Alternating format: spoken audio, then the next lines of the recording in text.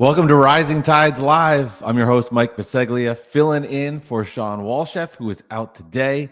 Thank you for everybody that is watching on YouTube, LinkedIn, Facebook, and all the great pages, social media platforms to catch the Rising Tides Live show that you can catch every Wednesday and on Friday as well, which is Pitch the Tide, which we're really excited about. Jason Berkowitz will be in on Friday for Pitch the Tide. But Mike Bisceglia here. I'm a producer with Cali BBQ Media, as my microphone has decided to dance and doing a weird little jig where it's going up and down on its own. First time it's ever done that. So we'll see how that reacts with my finger moving it in real time. But my name is Mike Bisceglia, producer with Cali BBQ Media, and I'm excited to fill in. My topic today that I wanted to dive into is storytelling. I've been watching a lot of content from Cali BBQ Media. Shawn in particular just put out his U.S. food speech, which was really moving.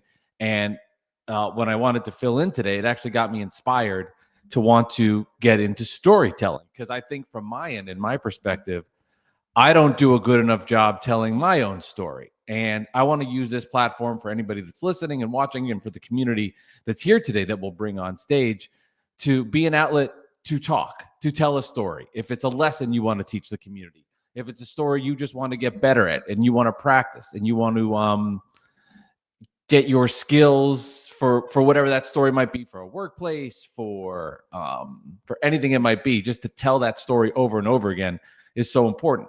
I didn't realize I don't tell my story enough, and I want to tell a story today about my basketball podcast. I've done 279 episodes of this show, and today we made an announcement. The show's name is Bad Weather Fans, and we made an announcement today that Odyssey, the sports network, has picked up our podcast. This is a labor of love. It's 5+ years deep. I do it with a co-host, and I'll tell a story, but super proud that we got to this moment. We're going to get paid to do the show, which in my head 5 years ago, I just wanted to talk basketball, which is amazing, right? Like, I'm going to get paid to talk hoops, but it got me thinking, like, I haven't really told the story, the origin story of Bad Weather Fans, how it started, how it came to be, and where it is now. And it gave me a moment to reflect on it. And I want to improve on telling this story, because I think it's important to let people know about it. Most people probably don't. The people that even listen to the podcast have no idea how this started. Backtrack about 5 years ago, I was a producer at CBS Sports Radio. I was producing our national morning show, and the show would end around 11 o'clock, and I would get a little bored, and I wanted more things to do. So I ended up finding somebody that had a podcast network in Newark, New Jersey. And at the time, he could not pay me, but I wanted to get immersed and learn everything that I could about the podcast industry. I obviously had a lot of experience in radio, but I knew nothing about podcasting. So I would go after my job in New York City, go back across the river to my home state of Jersey, go to Newark, get immersed in this podcasting. Wasn't getting paid. I was tired. I've been up since 2 a.m. when I had to for my sports radio shift. So I'm a little exhausted. I'm a little cranky. And as I'm leaving my second gig doing the podcast work, I go back to my car. I don't see it. It has disappeared. I'm not good at finding my car to begin with. When I go to malls, I'm like, am I on the right side of the building or the left side of the building? Is it by the Wetzel's Pretzels? Was it like, I don't even remember to begin with. But 20 minutes pass and I realize, oh shit, my car is not here. It is gone. So I call the police and they inform me, yes, your car has been towed. We are sorry, it is gone. So now I have to go to the pound in Newark. So I take an Uber, get to my car, find it. And we talk a lot here about hospitality and warm hospitality. Let me tell you, when you arrive there to find your car, that is the exact opposite of warm hospitality. I give my information. They say, you can't get your car back. I'm like, well, that sucks. Any more information? The title of the car is under your wife. So your wife has to come down to get the car. I'm like, fantastic. I'm sure she'll love now that she has to drive to Newark to pick up the car that I illegally parked for the job I'm not getting paid. Fantastic day. So I'm in a bad effing mood. As the day continues now, I'm sitting there waiting for her to drive down. I get locked in on my phone. And I'm trying to get over this habit. I'm getting better at it. I am addicted to Twitter. I get on there a lot, especially with sports. I get addicted to Twitter. I am a Brooklyn Nets fan. I despise the New York Knicks more than anything on this planet. I promise you. I despise them. So as I'm sitting there at the impound in a really, really, really bad mood, I start getting into it on Twitter with somebody named @NickCentral. And he is pissing me off. And I'm in an irritated mood to begin with. And we are going back and forth for a good 45 minutes. And as I realize, as I'm sitting there in those times, as I'm waiting for my wife, we actually have good dialogue going here. So at the time, I work at the sports radio station. And I'm like, you know what? Let me interview this guy. Let's see how this thing goes. So I do it for my other show that I had at a time called Mike Delivers, which was about being an Uber Eats delivery driver. But I'm like, let me pivot the conversation. Let me pivot the content. I interview him about basketball. He's a Knicks fan. I'm a Nets fan. We despise each other's teams. But we realize in that moment, we have great chemistry back and forth. And I liked the convo that we had. And we got good traction online with the content I put out. So fast forward a couple of months later, I get moved to the night shift at CBS because they're always changing. And at night, you can play around at the radio station and no one knows what the F is going on there. Like it's your own playground. It's nice. I have him sneak in the building. Well, not sneak in. I get him a pass. I pretend he's a guest somewhere. Sneak in the building.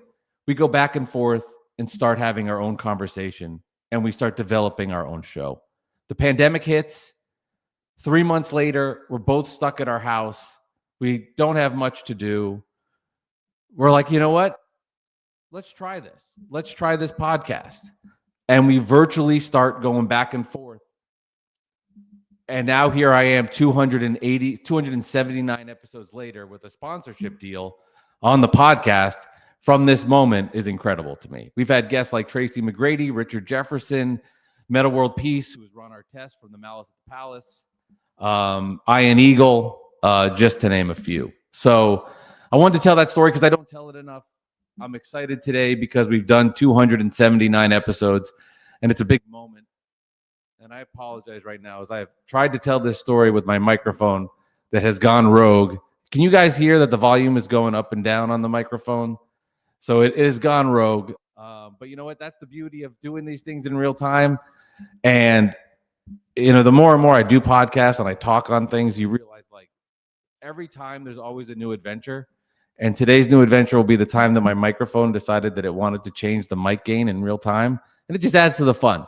But I wanted to tell that story. I'll open up the platform for everybody else to come to the stage with the idea here. Tell your story. I want you to tell a story that maybe somebody doesn't know about. Maybe it's a story that you want to practice and get better at. But I want to share a little bit about me. You know, we're in these rooms all the time, and I don't really share that. But I'm proud of that moment, so I want to do that. And I apologize for what's been missed as my microphone. I'll probably just end up unplugging it. But thank you guys for letting me tell my story. We'll go around the room, say who you are, what you're working on, tell your story, and we'll go from there. So Spencer, you can kick us off. What's up? Hey, thank you much, Mike. Good job. Good job with the plan hurt. I like it. That's good. Thank you. And a great story. Spencer from Back of House.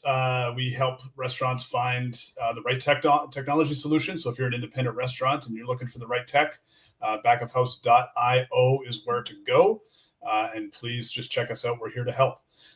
So I'm toying with not toying with the idea. I want to develop sort of a restaurant war story kind of podcast / social media feed. I want to hear some of these war stories. Now, PG, maybe PG-13 rated versions, because we all have, I'm sure, a completely untellable restaurant story, or maybe a few of those that just, we're not going to put those out there in the world, but something that just happened. And so I have one that I want to kind of, put out there. I'll try to ball it in because I know we got a lot of people to get to, but I want to get good at kind of building the conflict and telling this story. So I was a young cook. I was working it was a small town in northern Canada, not way up north in the frozen, but north enough where it was cold, and oil area. So hardworking town. the restaurants, sometimes there was a bit of a transient staff that came in and out of these types of places in these types of towns. And so I was there. I wasn't working on the oil patch or anything like that. I was cooking. So I am working one evening, and it was really I was the oldest guy there, and I think I was maybe 23. It was kind of, so you just put yourself in that kind of crowd. And I'm working this big wood burning pizza oven. Like, we literally had to put logs in the fire and burn it. And so it's kind of off from the kitchen a little bit. So we're busy Saturday night.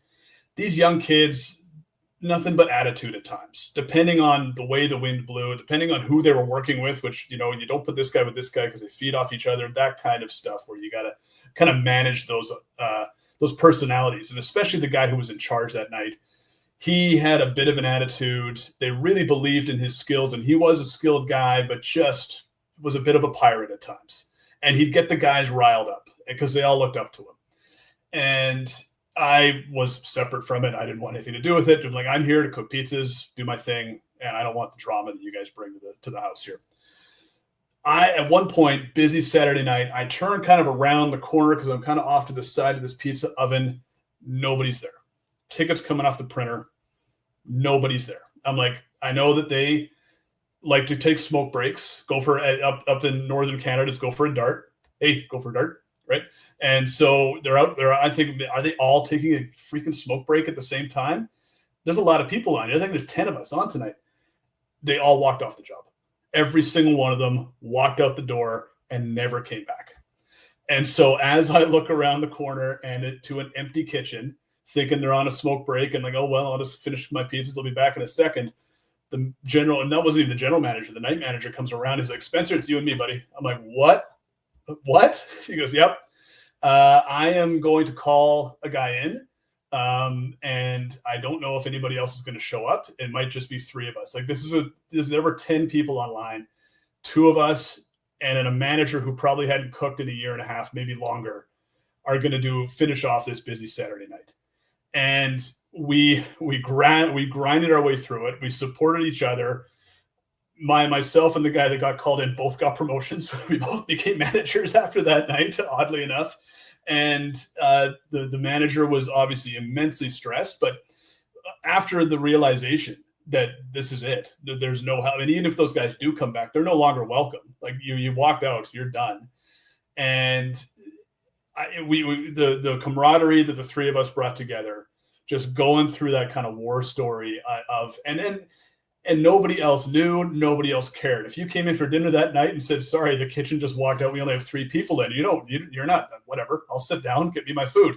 And, there was no warning. The wait staff knew what was happening. They knew to support us. They knew to help us out. Everybody pulled together. And I say this as it was a great moment of us kind of coming together.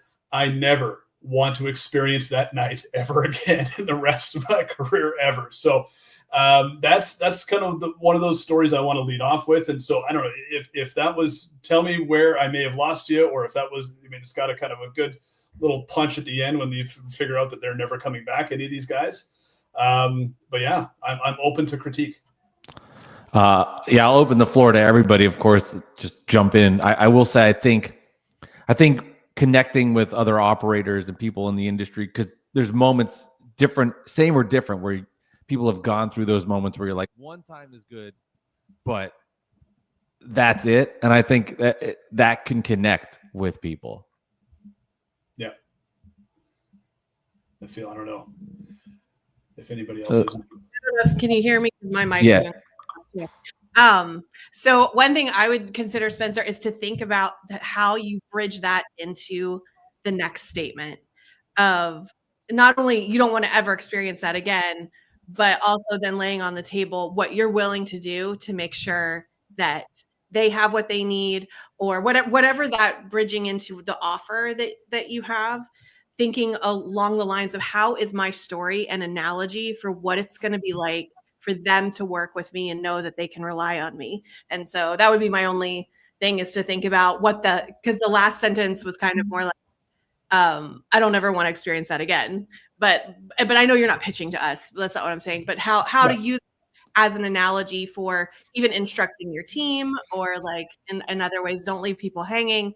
you know, that all that type of stuff. So I would just be curious about that part. Thank you. That's good.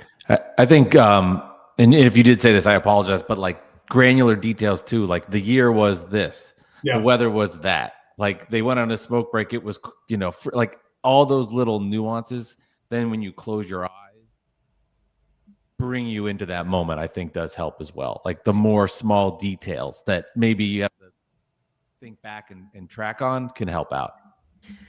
Yeah, the more you can relive, like you're in the moment, will help them feel what you were feeling in that. And so I was listening to a thing the other day, and she was saying when people vlog or they tell stories, they give us like the what was happening, but what people come for is how you were feeling, because we can identify and commiserate with the feeling part of, oh no, this is all on me. Like, and so just bringing all of the emotions into the story.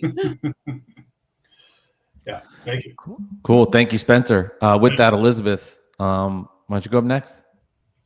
Yeah, sure. So I was thinking through 2 stories. So I think I've decided which one I'm gonna tell.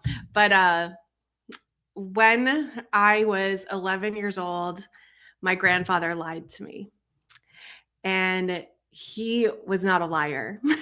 Like he was the most generous, most honest, most wonderful person. And I like I laugh about it now, but like when you think about it, you're like, wait, whoa.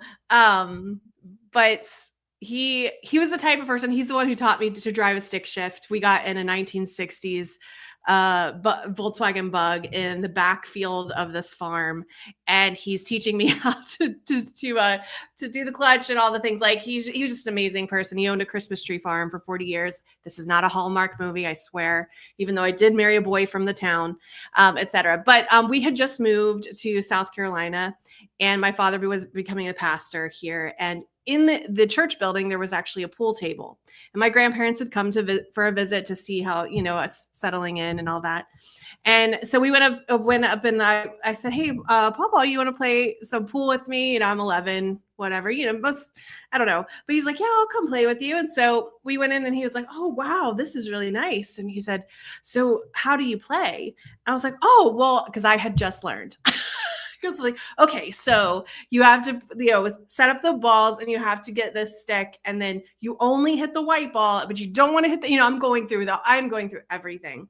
And so he's like, okay, well, why don't you show me how to do it? And so I'm showing him how to do it. And the balls, you know, go not very far because I'm very bad at it. But anyway, so he's like, okay, so now I'm the stripe, you know, he's just kind of, and I'm sort of trying to explain to him everything. And he knocks the ball in, and then he starts going, and he like gets them, and I'm over there going, oh my gosh, he's like really good at this, like naturally so, and like all these things. And I'm just watching him, and he's just like doing like these trick shots, like getting 2 balls in at once and all this stuff. And I'm like, Grandpa, that's incredible, or whatever. And I, you know, we laugh and stuff. And I go downstairs to where my grandma and mom family were, and they came there, they're like, you know, you guys having a good time? I was like, yeah. I was like, Grandma doesn't even know how to play pool, and he's really, really good. And my grandmother looked at me, looked at him, and was like, Max, you didn't tell her? And I'm sitting there going, what did it tell me? Didn't tell me what?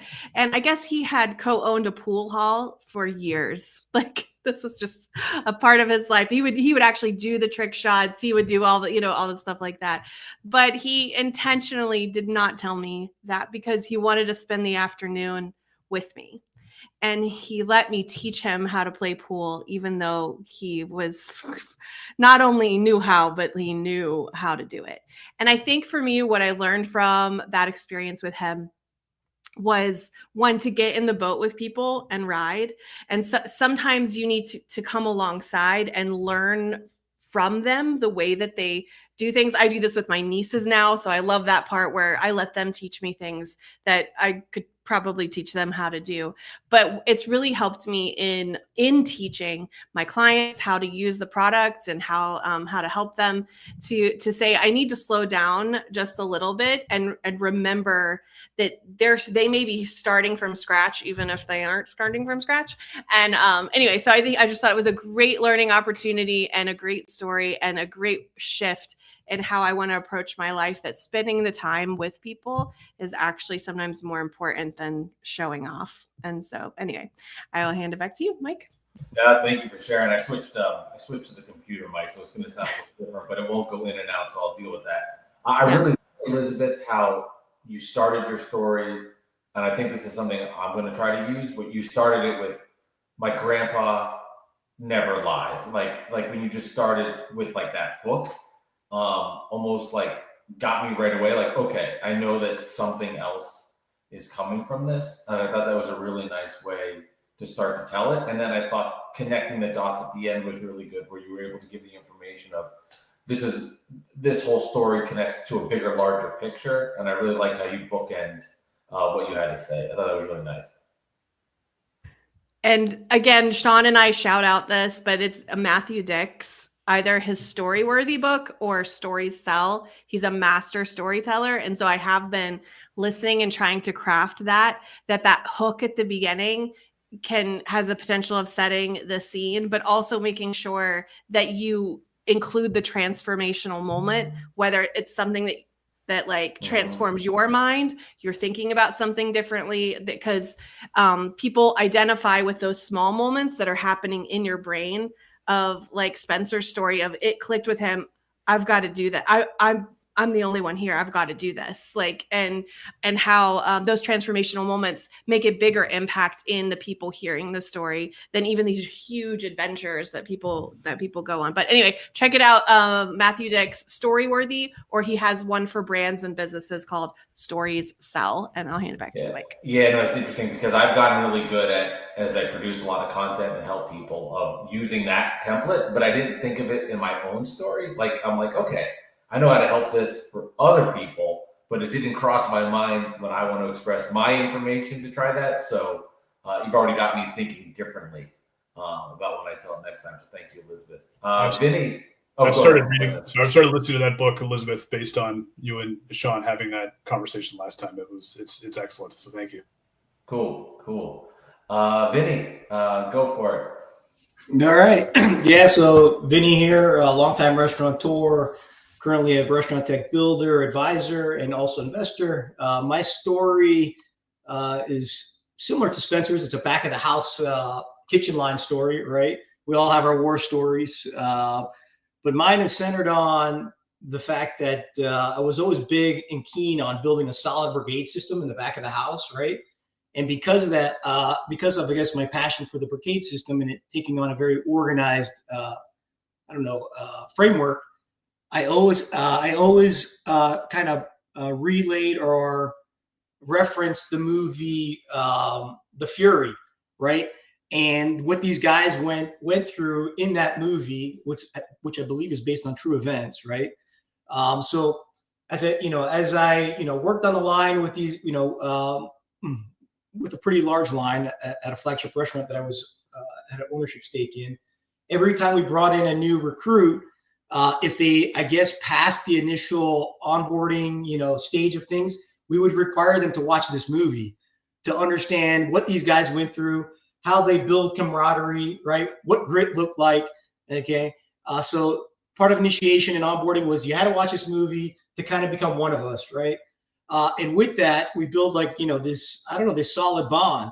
So long story short, how that bond, came into play, right? And was, one day when we had a new recruit training on the front of the house, he was, in the expo station watching all the dishes come through the window, and he had a very aggressive demeanor to him.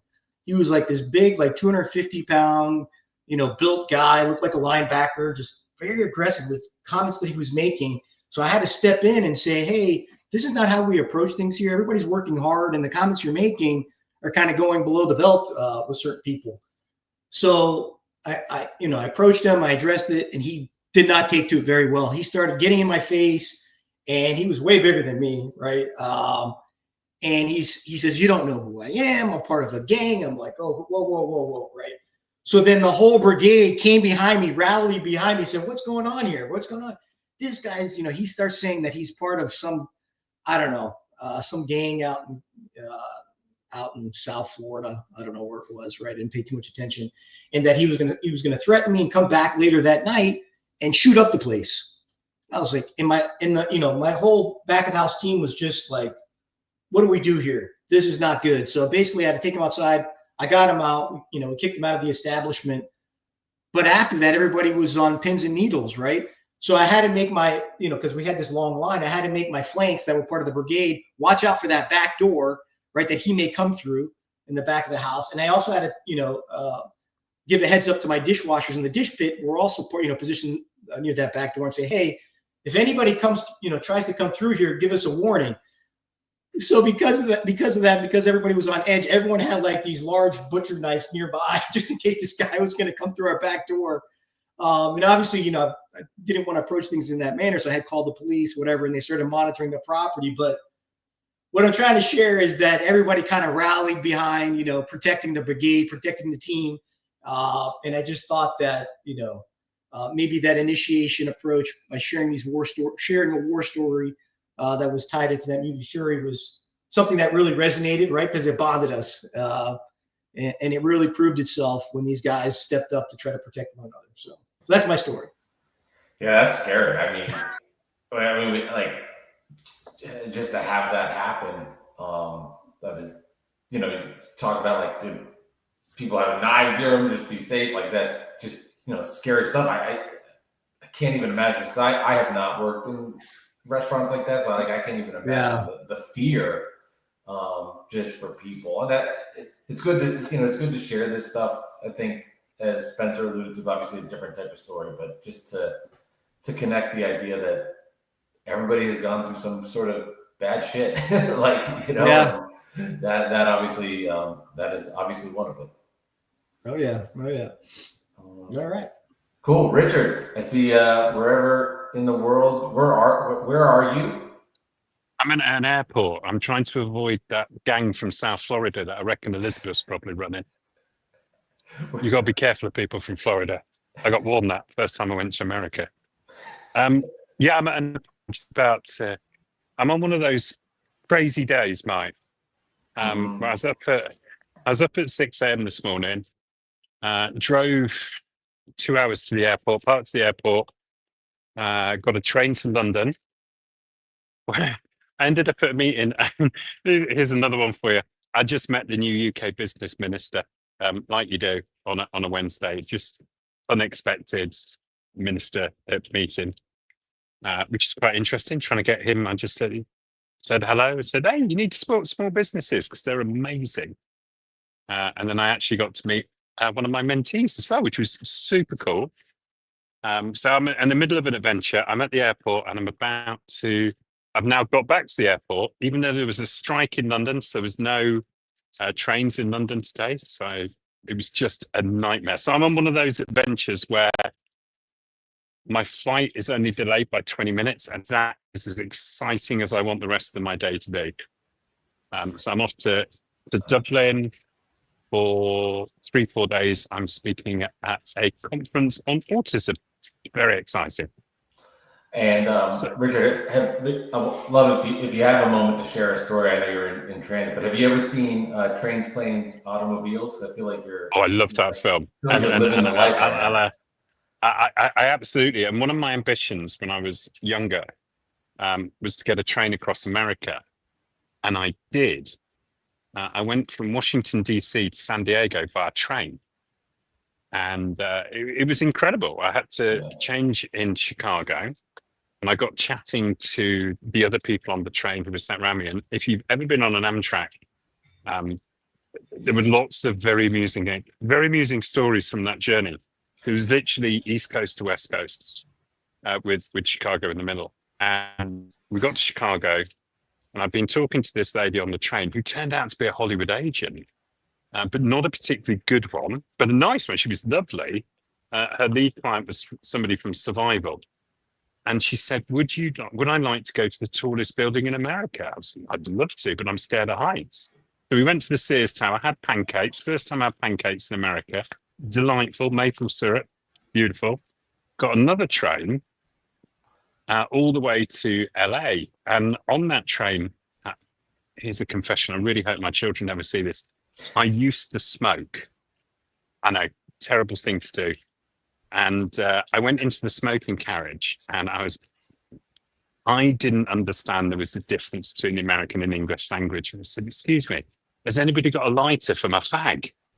So we call cigarettes in the UK fags. I didn't know that you should use it in a different context. But I made a lot of friends on that train. I ended up having a tour of the restaurant carriage where the head purser, being the only non-American on the entire train, I had a tour of the kitchens. I got to meet all the team, had a fantastic steak.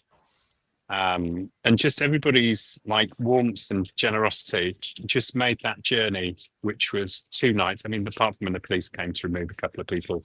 I don't think they were from Florida, though, Elizabeth. They removed a couple of people off the train, but it was a remarkable journey, and it just taught me how friendly Americans were, how flat the Midwest is, and those mountain things you've got, those rocky things, they're very nice. And then Albuquerque, very spicy food. LA, very friendly people. And San Diego, well, you know what them lot are like. So it was just an amazing experience. And I think one of the things we talk about storytelling, and I was just thinking of it being in an airport, that everybody is a story, but sometimes we don't ask. And just for context, I was sat next to a lady in a restaurant here, and her flight to Poland's been delayed. And her flight to Poland's been delayed because the Russians fired some drones into Poland, which is not very nice. And there's a mixture. I always think airports, and I mentioned this to Elizabeth when she went to Terminal 3, there's a bit at the end of Love Actually where everybody's hugging.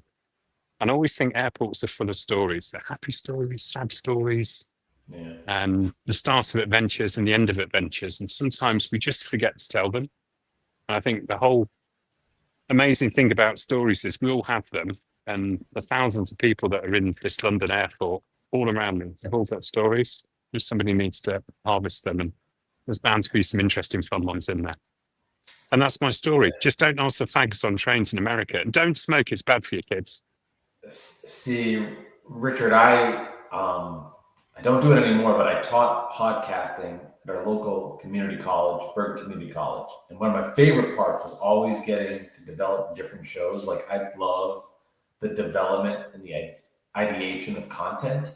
So, like, to me, now my brain is thinking you could go to an airport, obviously you can go through security, but you could interview people and do like a podcast where you talk about the beginning and ends of people's adventures. And I'm sure just interviewing people, leaving or going to the airport would be really interesting. Well, you know what? You don't even need to go to JFK, because if you actually go to Penn Station in the middle of New York, which is an amazing place, on a different train journey, I took a train from New York to Cleveland. And don't ask. And I was chatting to the people around me. I'm that annoying person on the train that will talk to the people next to them. It was pre-headphones. And I got chatting to these people. We had dinner together. And these 2 girls were traveling as well. And I said goodbye at Cleveland. We swapped email addresses. 2 months later, I arrived in Australia. And the girl I met on the train between New York and Cleveland picked me up, took me to her family's house. We had dinner. And just like this incredible hospitality. And I think sometimes we get so engrossed in our lives, we put headphones on and we can cut off from the rest of the world. But actually, if you have conversations with people, then you have remarkable adventures and journeys. And I always feel so grateful for the ones that I've had. And, you know, one of the most recent ones I had was I got chatting to this person from South Florida on this app. And then about 3.5 years later, her husband and her came over to the UK and we had tea together. So the point is, if you want to tell stories, go make some, because it's kind of fun. Yeah, it is. And I learned new things. Like, I didn't. I actually took a train trip across the country myself as well when I graduated high school. Went on a trip where I went to different baseball stadiums, saved up, and Amtrak had like a deal. It was $500, unlimited train for a month, and I did that. It's great, isn't it? Yeah, the one catch actually with Spencer was you had to go to Canada for it to kick in. So we went to Vancouver. We didn't see any baseball games, but Vancouver and Victoria, and that was like some of the most beautiful scenery I've ever seen in my life. Love that trip. So yeah, no, thank you for sharing, Richard. Bruce Nelson, you are up. Thanks for being patient. Who you are, what you're working on, and a story you'd like to tell. Thank you. Bruce Nelson. I'm a fractional CFO to the restaurant industry. And I was thinking about what story I should tell. Spencer, you said PG, right? I think PG-13, quantified PG-13. So yeah, we have an adultish crowd. All right. So I thought I'd talk about my origin story in the restaurant industry. It was 1988. I was finishing my senior year of college, and I'm looking at everybody on the screen here, and I don't think anybody was old enough to remember 1988, but there was a recession going on in the United States. So most of my friends were not finding any work, my graduating friends. My father called me up and said, there's a restaurant for sale near my hometown in northern Minnesota. Why don't you take a look at that? Of course, I was 21 years old and stupid enough to say, yeah, I can get through my senior spring year here, write an honors thesis, and open a restaurant all at the same time. And I did. So as I was, finishing my finals, I was also writing a menu. I was trying to figure out how to staff it. I was getting a liquor license.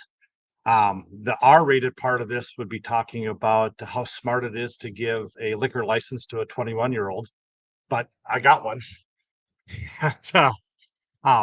Long story short, I walked across the stage, got my diploma. 2 days later, I was 4 hours north of the Twin Cities in Minnesota, opening up my restaurant. It was crazy, but here's where the interesting part of the story is. I didn't know anything about restaurants. I mean, I'd worked in them. My father owned them, but nobody told me the business of restaurants.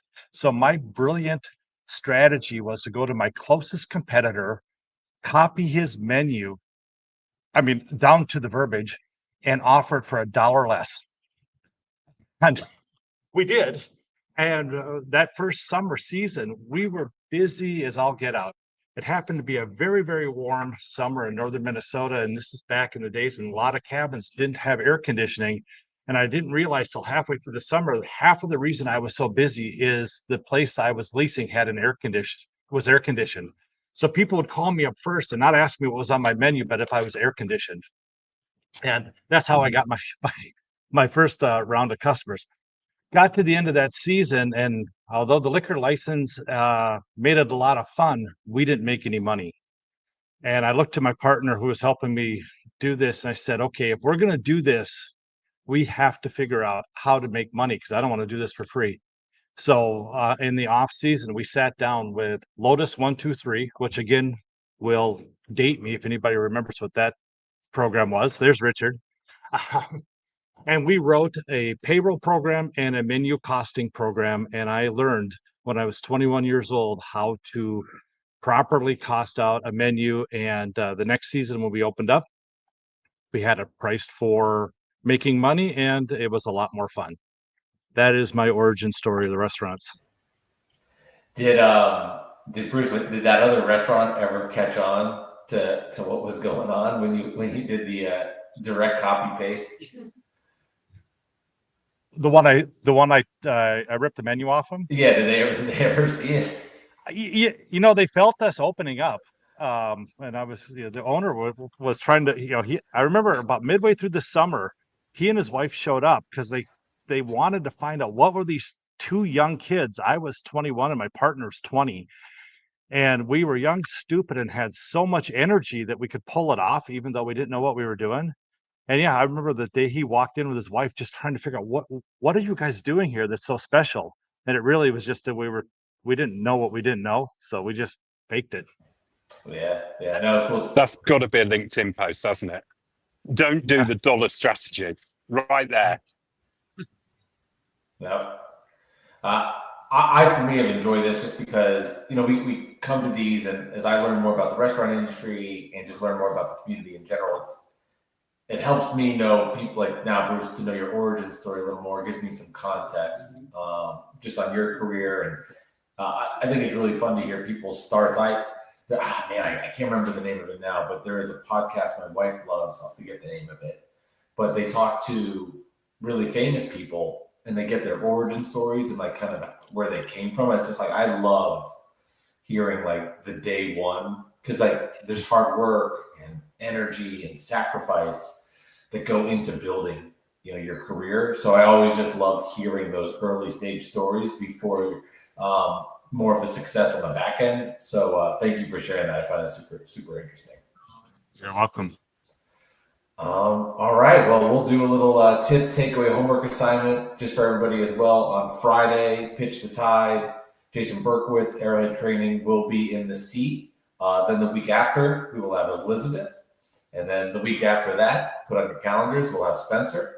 So we're booking up. We're having a lot of fun doing that. And just want to get that out there for people that are listening in the community. I thought last week with Aaron Hooper went really well. It's a really good time. So let's do tip takeaway homework assignment. Spencer, we'll kick it off with you. I think my takeaway is just continue to tell my story, because I think when Vince told his story and Bruce told his, immediately 2 stories of mine came to mind from old restaurant. Nobody would threaten to shoot up the place, but there was a moment when a guy got fired and we were on guard. Is he going to come back? Is this going to be a problem? And there were people watching the door. I vividly remember that. Luckily he never did. But that, yeah, the restaurant business is the restaurant business. Sometimes you hire some complete pirates in the back of the house, and they work hard, but sometimes they play a little harder, and you never know what kind of personality you're going to get. And it's either behind the bar, in the back of the kitchen. It makes for some colorful stories, but for some interesting times as well. So yeah, thank you for sharing, everybody, because I'm going to just continue to tell and just get in front of the microphone and start telling stories. So I think it's the way to hone the skills. Yeah, exactly. No, I could not agree more with that. Elizabeth, tip takeaway homework assignment. Yeah, I'm glad that Spencer spoke up, because I know I'm in the middle of listening to Matthew Dick's story cell side of things, but he did a TED Talk. He has several TED Talks, but one of them is called Homework for Life. And he does what Spencer's talking about, is making sure that every day he jots down a story. He has a spreadsheet that has the date, and then he just gives himself a little phrase of, was there a transfer? And he does it for that day, honestly, but was there a transformational moment that happened today, however small or big? And he said tracking his life in that way has really helped it slow down, and he's never run out of content, because he could take the smallest moments and turn those into a bigger conversation. But what it also does is it triggers memories. And so just jotting down memories, and then later when you have time, like when you're on a flight, Richard, and you don't have Wi-Fi, you can flush out a couple of those stories and think about, how could I use this to demonstrate what the point that I would like to make, and use it as an analogy to build in some of that confidence and understanding, and let people get to know me, my business, and how we work, and what it'll be like to work with us. So anyway, check it out. Your homework assignment is to check out Matthew Dick's Homework for Life TED Talk on YouTube. Back to you, Mike. Yeah, I like podcasting too. I'm obsessed with this stuff, but it's a time capsule. Because if you create a show for yourself and you put it, I put it with Bad Weather Fans now, 5+ years. Like, now I have 2 kids. Like, if I go back and listen to those early episodes, it's like a different world. I mean, it is a different world of just what's going on. So I always like that as a reflection point. I think is really, really interesting as well. Vinny, you're up next. Take away homework assignment. Yeah, takeaway homework assignment. Really just a framework for storytelling. Something that's stuck with me is the acronym SUCCESS. And it was taught, I can't remember what book I pulled it from, but the acronym SUCCESS stands for keep things simple, keep things unexpected when you're storytelling, keep it concise, credible, drip in emotion through specific storytelling. So if you just follow that simple framework, it could really do a good job organizing, the storytelling, and then the punch that you ultimately want to deliver. So, yeah. Cool. Thank you, Vinny, for sharing. Laura, I know we're in the middle of tip takeaway homework assignment, but I will break the rules. And if there's something you wanted to add from watching, a quick story you wanted to share, of course, you're more than welcome. So we'll break Thank off you, and we'll take Mike. a homework assignment for a moment. Oh, I appreciate it, guys. Thank you for giving me a chance to tell this quick story. I've enjoyed listening to all of your stories. And I was hoping also, I liked the feedback that I heard from Spencer's story. And so I'd love any feedback on this short one. But this is the time that I arrived at a restaurant meeting in the back seat of a Nevada highway patrol car. And it was June 19th, 2017. The temperature was 118 degrees in Las Vegas, Nevada. I was meeting with a restaurant group and presenting the results so far. I had custom cookies made with the restaurant's logo on top of them. So I had this box of cookies that was on my lap. My boss and I were going together. She called a Lyft. I had not used Lyft. I was an Uber person, but I was like, okay, I'll get in this car. It looks a little rickety. And it was a terrible car that promptly ran out of gas right when we got onto the highway in a blind curve. And it was just stuck like halfway into the lane, literally this, massive freeway blind curve. So he's like, oh, I just ran out of gas. I'm just going to drop a pin and another Lyft will come pick you up. And I said, no, you're not. Nobody is risking their life getting out of this vehicle right now. Like, I wouldn't ask. If I was a Lyft driver, I would never in a million years do that. And I'm personally not getting out on either side, because if I get out on the side next to the wall and the car gets hit, I'm smashed.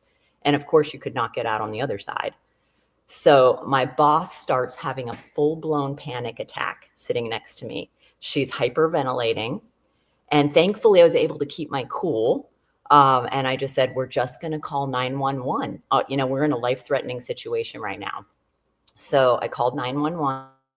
Patrol came, picked us up, and drove us 20 minutes to our client meeting.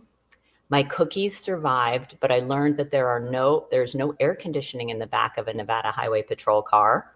I arrived dripping in sweat. My boss was still hyperventilating and had to have a cigarette the moment that she got out of the car.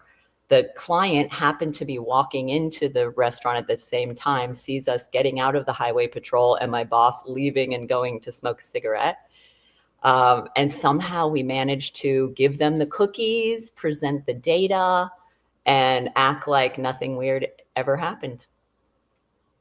Did you win the deal, Laura? That's what I want to know. Did you win the deal? Yes. So they were already a client. So we were presenting early results, and then they decided they did want to add the rest of their locations. So it was a win.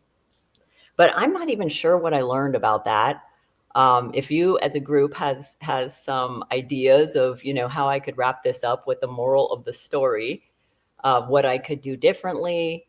But yeah, sometimes weird things happen. The moral is cookies sell no matter what. Open